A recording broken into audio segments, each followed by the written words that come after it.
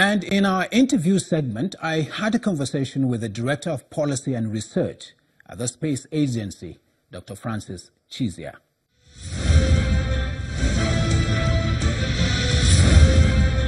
Dr. Francis Chizia, thank you for joining us on Dateline Abuja.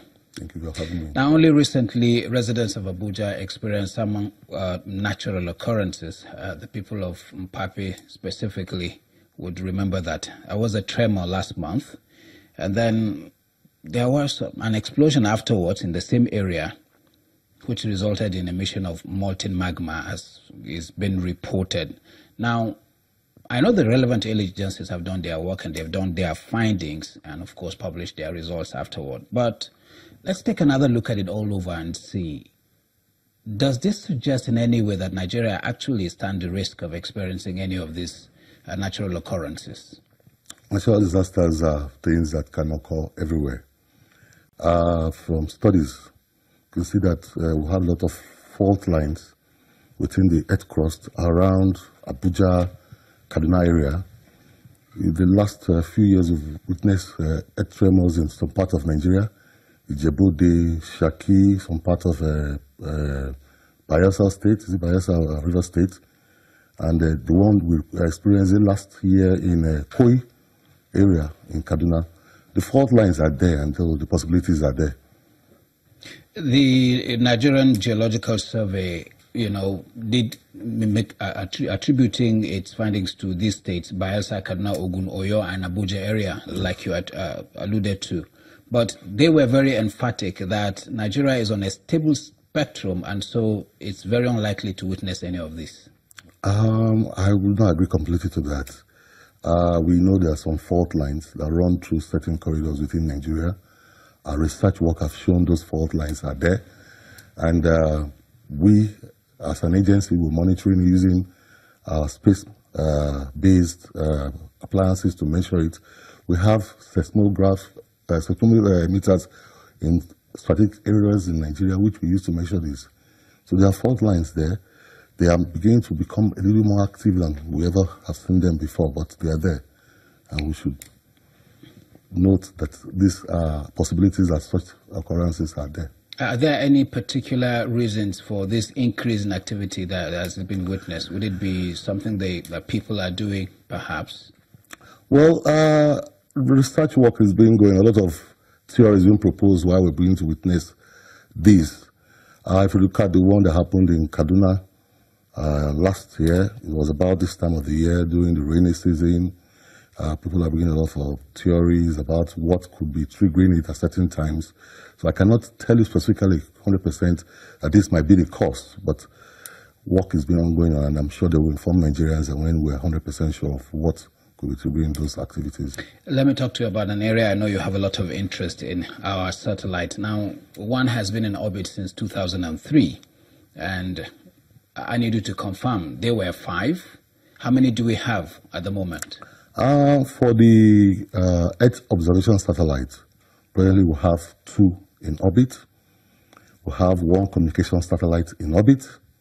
Then we have 1 experimental satellite in orbit. So it makes a total of 4 presently in orbit today. What exactly are you using these satellites for? How do you deploy them, say, in taking care of natural occurrences like flood or even terrorism? Normally, satellites have their uses. The one for Earth observation, look down and take images of what is happening on ground.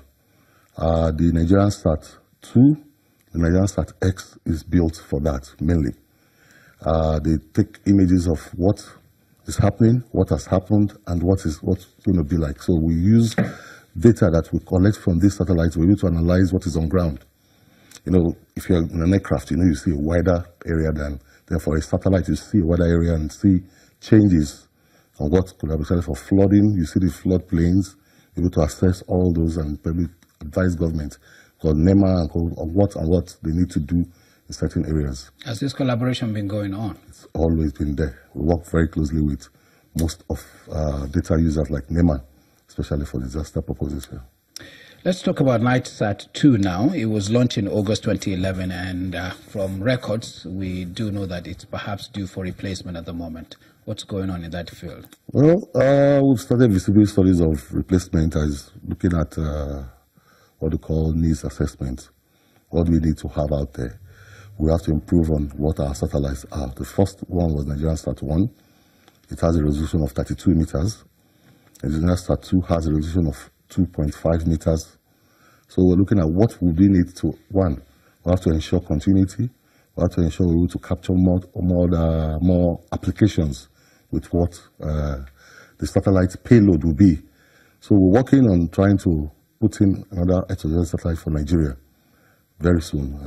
I'm sure that we'll be able to get approval of government to proceed to launching replacement for the satellites very soon. It will look like your agency really has its hand in many pies, so to speak. You're also talking about developing advanced satellites. Where are we on that as well? Well, our engineers are working. We have a large team of engineers that have been trained in various areas, and they are in their labs trying to bring out advanced satellites that can carry out specialized missions out there in space using payloads and components developed by our engineers back at home here, and if possible, build those components in Nigeria. Yeah, I guess ultimately the goal is that we should have our own homemade satellite in space. That's one of Is this achievable? And if it is going to be achievable, what time span are we looking at? One of the major goals of our roadmap is to build a Nigerian-made satellite using a Nigerian facility. The Nigerian Sat X was built in the UK by our engineers, but we had to use the SSTL, the Storage Satellite Technology Limited facility, to do that. We are putting a facility in place here, the Assembly, Integration and Test and Design Center at the headquarters of NASA here, where we'll have clean rooms, and the Assembly Center should be capable of accommodating a satellite of up to 1,000 kg, of mass of 1,000 kg, with our engineers building them within their facilities. These depends on as soon as we're able to complete our IT, which is, I think, about 40% completed now. I wonder how you're coping with the absence of space education in our educational system, where you could perhaps grow another set of engineers, so to speak. What are you planning to do in this direction? Well, we're working very closely with our colleagues in the academia, NUC for one. I know they're trying to bring up curriculum to have space science as part of some of the courses to be studied in many universities. For example, today, the University of Nigeria and Nsukka offer courses in astronomy. You have the Department of Physics and Astronomy, where courses in astronomy are being offered.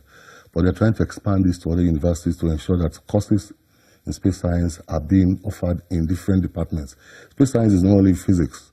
It's part of engineering, it's in geography, you use it for about planning and so on and so forth. So they're trying to expand the curriculum to include programs in other areas.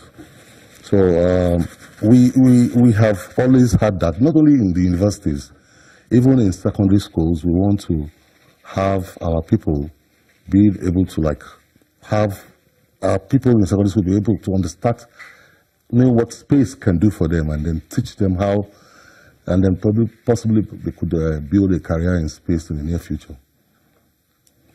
Let's look at this other issue that perhaps is not necessarily in your department as it is now by nature, but by view of the current arrangement that is on ground. Telecommunication is under the Ministry of Telecommunication, which is exactly not your place. But then, can we just hazard a guess as to why is it that businessmen still patronize bandwidth from foreign companies instead of what we have on ground? Well, one of the major reasons I can tell you is when you're going to hire a bandwidth, you don't hire for 1 year. Times you have long-term lease, 10, 15 years lease on the satellite. When they have paid such money or signed such agreements, they're not able to just move from where they are quickly to the next satellite, But it will come. Most of our businessmen that have such agreements, their contracts are expiring very soon. I know they will probably come to patronize our own satellites. So what would you say to those businessmen who have the fear that perhaps we simply don't have the capacity? Maybe ours is not as good as what we get from outside the shores of Nigeria. Our satellite is as good as any other communication satellite anywhere else in the world. I can assure you that. Let me talk about this other NiceSat 2 now that is due for replacement.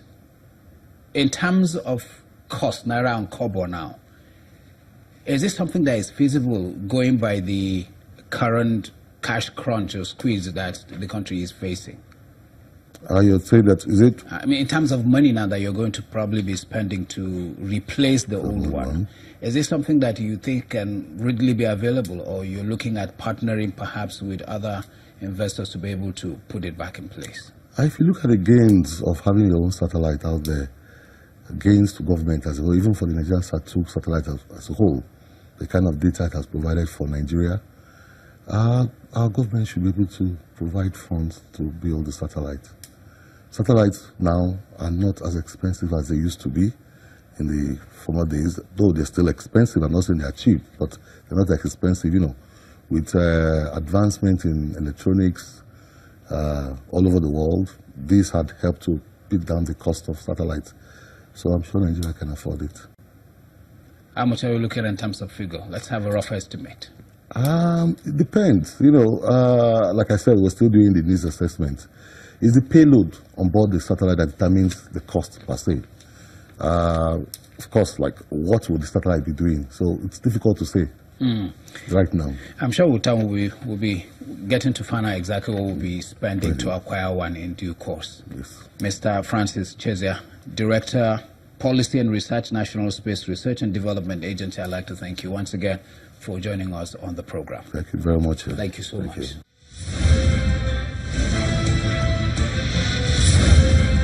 Thank you for your mails and tweets as always. Keep sending in your views and comments using the email address and Twitter handles on your screen.